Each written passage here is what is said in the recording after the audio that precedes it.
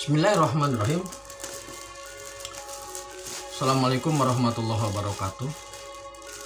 Maha suci Allah, segala puji dan syukur kita panjatkan kepada Allah. Semoga kita selalu dalam bimbingan rahmat dan ridho Allah Subhanahu wa taala.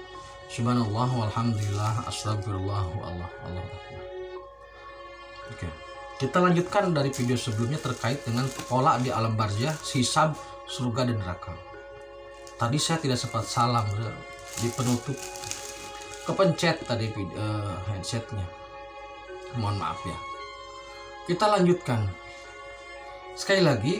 Pola kemarin, kiamat kemarin itu di alam barzah lama bertumpuk, kemudian siksa alam barzah juga sangat pedih karena memang di situ lama sekali. Setelah itu kemudian dihisab di padang mahsyar oleh panitia hisab. Setelah itu baru masuk ke surga dan neraka. Surga dan nerakanya itu dalam satu dimensi tapi memiliki tingkat keistimewaan atau tingkat kepedihan yang berbeda. Saat ini berbeda. Orang meninggal itu langsung dia transit ke di alam barzah tidak lama, kemudian Raqib Atid menyerahkan ke Malik Ridwan catatannya. Setelah itu orang itu masuk ke surga atau ke neraka. Jadi perlu saya tekankan sedikit bahwasanya sekarang malaikat hanya ada 4 yang bertugas.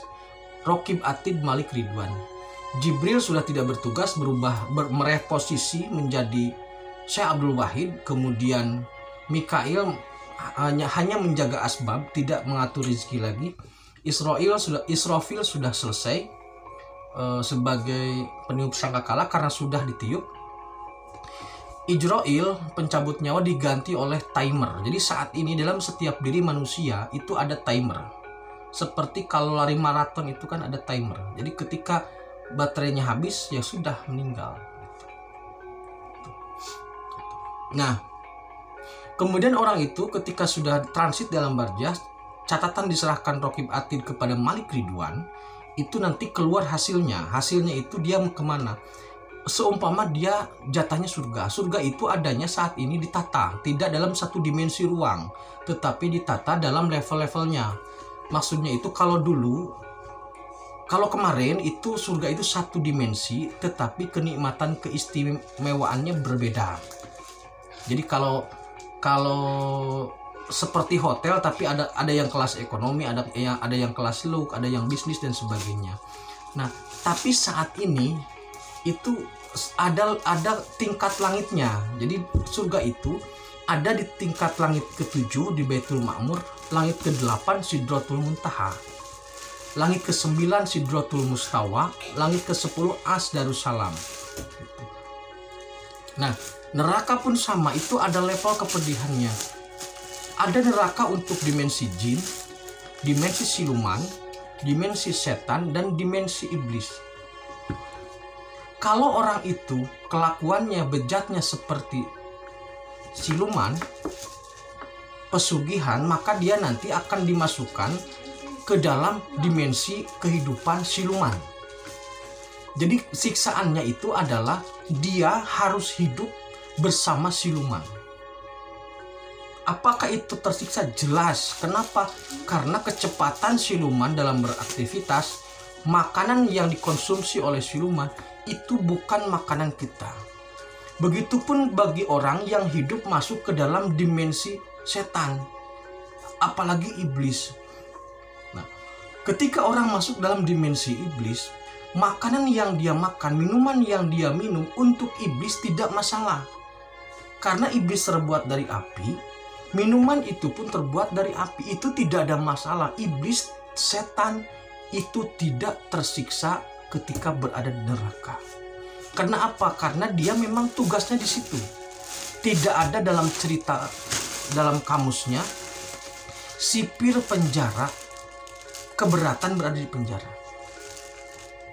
Tugasnya dia di situ. Nah, manusia tersiksa itu ketika masuk ke dimensi iblis, minum minuman iblis. Bagi iblis itu tidak merusak tubuh, tetapi bagi manusia itu merusak. Maka diceritakan oleh para ulama ketika manusia itu minum, rontoklah seluruh badannya karena sangat panas. Iblis itu struktur panasnya dari inti api yang namanya jan. Setan itu dari lidah api namanya jun. Jin itu dari kukusan api, jin. Nah, makanya ketika manusia masuk ke dalam inti api, itu akan sangat merasakan panas. Dan kecepatan iblis itu sangat luar biasa. Manusia, contohnya sajalah, kita tidak biasa lari, kemudian dipaksa harus berlari dengan orang yang jago berlari. Maka pasti kita akan ngap-ngapan. Itu siksaannya di situ. Kalau tidak ikut berlari, maka kita tergilas. Di dimensi iblis, dimensi setan, dimensi jin itu sangat cepat. Iblis paling cepat. Aktivitasnya per detik dia. Hitungan bayarannya per detik. Kalau manusia, hitungan bayarannya itu per hari. Maka iblis itu per detik. Kecepatannya sangat luar biasa. Maka ketika manusia karakteristiknya arogan ketika di dunia, melupakan Allah, tidak lagi mau mengingat Allah, sama sekali ngeblank, maka nanti dia masuk dalam dimensi iblis, harus mengikuti kehidupan iblis.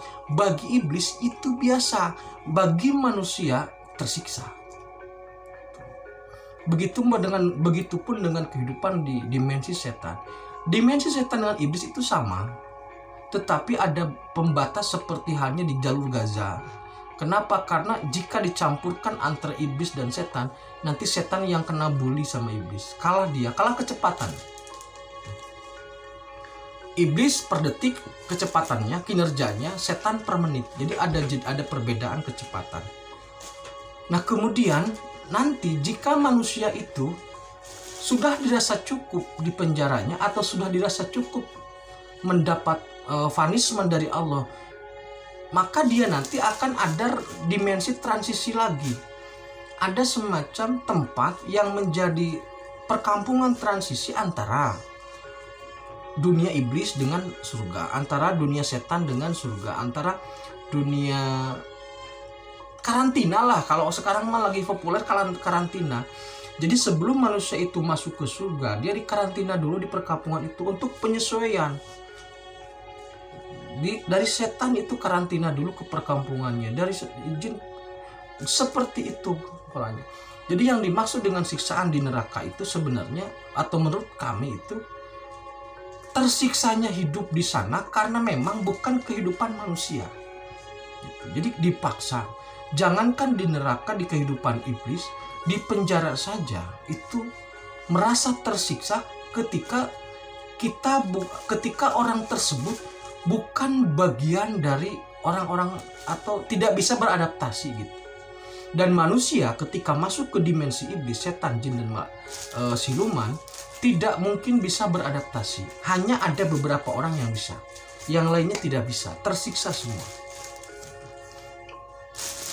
Nah, kemudian untuk yang masuk ke alam surga pun sama, itu derajatnya berbeda. Ada yang nanti masuk ke level langit ke-7, langit ke-8, langit ke-9 Sidratul Mustawa, langit ke-7 Baitul Ma'mur, langit ke-8 Sidratul Muntaha, langit ke-9 Sidratul Mustawa, dan Ars Darussalam.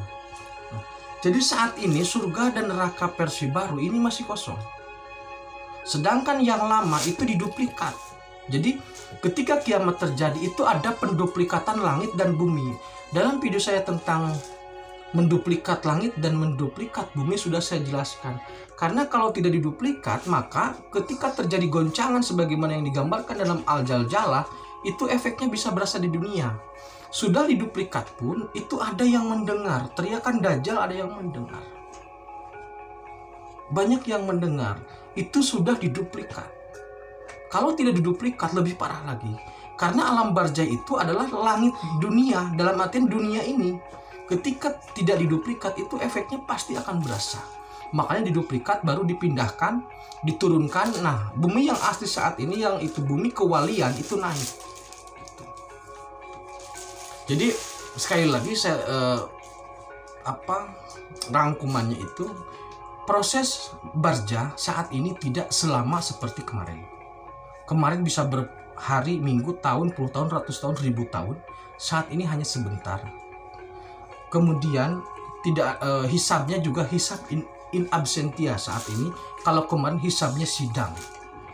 Kemudian surga kemarin, neraka kemarin, itu satu dimensi yang sama tetapi berbeda kelas. Kalau saat ini itu memang dimensi langitnya juga berbeda. Demikian terkait dengan pola hisab surga dan neraka. Semoga kita ada dalam ridho Allah Subhanahu wa taala. Terima kasih. Tetap tingkatkan iman dan amal soleh. Assalamualaikum warahmatullahi wabarakatuh.